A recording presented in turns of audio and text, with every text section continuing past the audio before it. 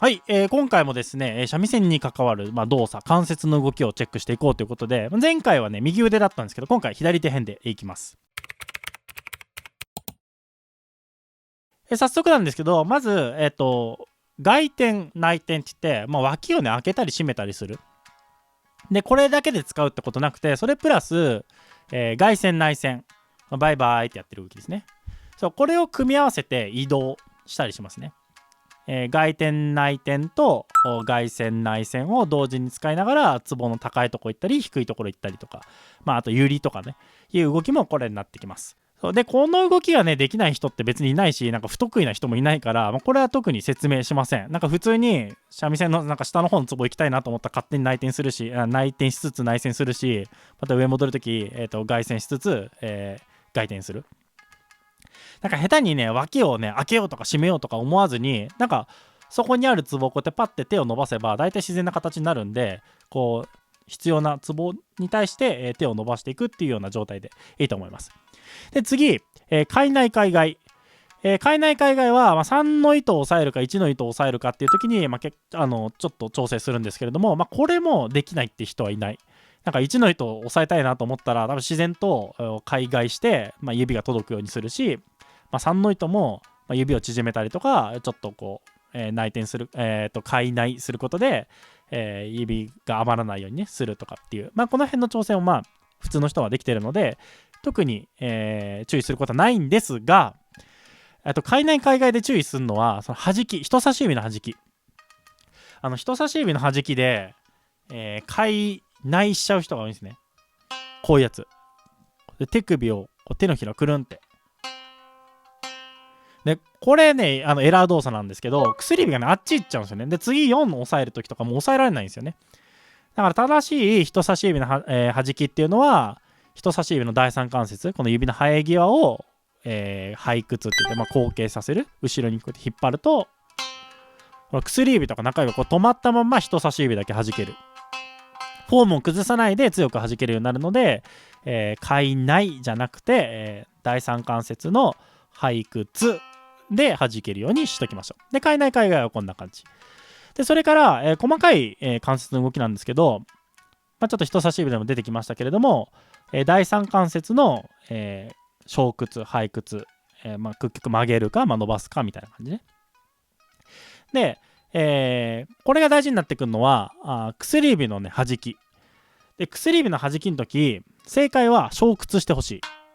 つまり、第三関節をこうより深く曲げる。手のひら側に、曲げるっていうのをやってほしいんですけど、体感どうだろうな、9割ぐらい、かなり多くの人が弾きがもう真逆の背屈になってるんですよね。で、薬指で弾いた後に、なんていうの、指が竿の上に上がってる感じ。糸の上にこうやって上がっちゃってる。離す感じになっちゃってるんですよね。で、第三関節が立ってるっていうのが、確認できるんですけど、でこれやっちゃうとね、ただ糸を離してるだけなんですよね。多少引っかきはしてるんですけど、弾くときに非常に音量が弱い。これを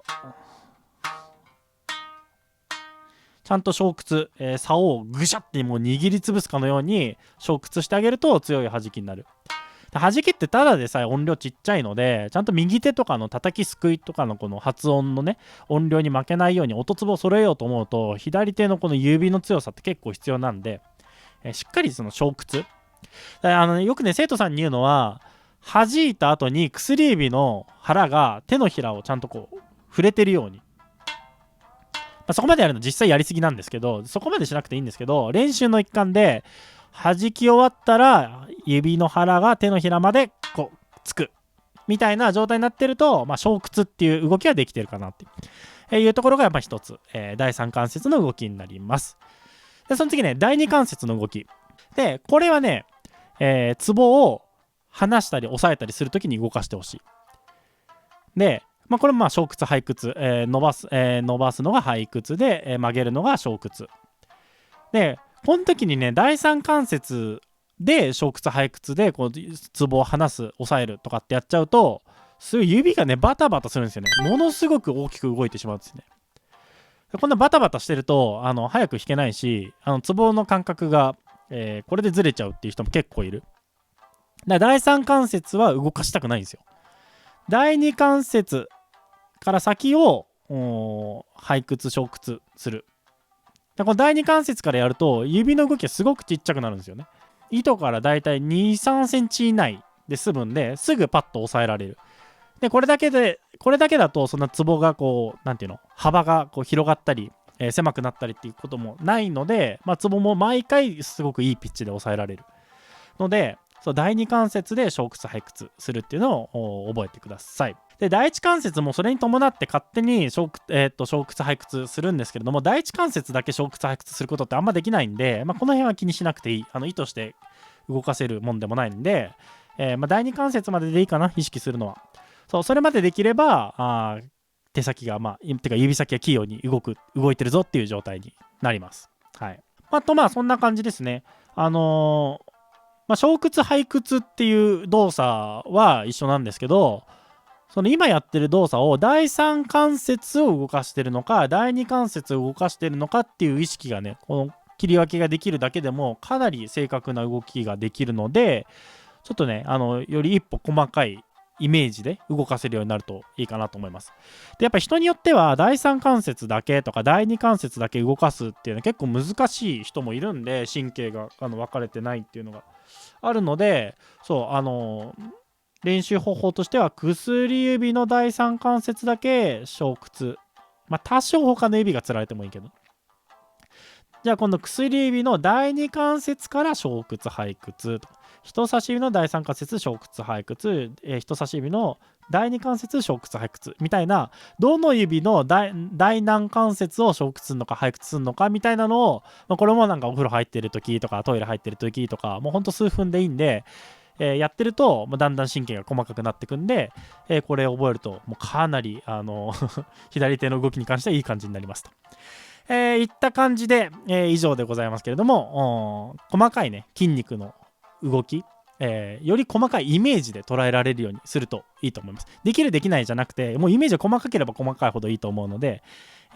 こういうところからエラー動作の発見をしたりとか、よりいい動きになるようにちょっと、頑張ってみてくださいと。それでははい、お知らせです。流派や会派、国籍を超えたワークショップやっております。指導者の方々への講習会もやっておりますので、教え方に悩んでるっていう方もぜひご連絡ください。津軽三味線日本一の知識と技術を皆さん共有していきましょう。それから霊言モデルの津軽三味線アクリルバッジ、三味線ギグバッグといったアイテムを揃えております。従来の三味線アイテムに持っていた不満を一気に解消した一品となっております。お問い合わせは公式ホームページ、Twitter や Facebook などの SNS よりお待ちしております。それからチャンネル登録をしていただけると、このチャンネルの動画が漏れなくチェックできますので、よろしくお願いします。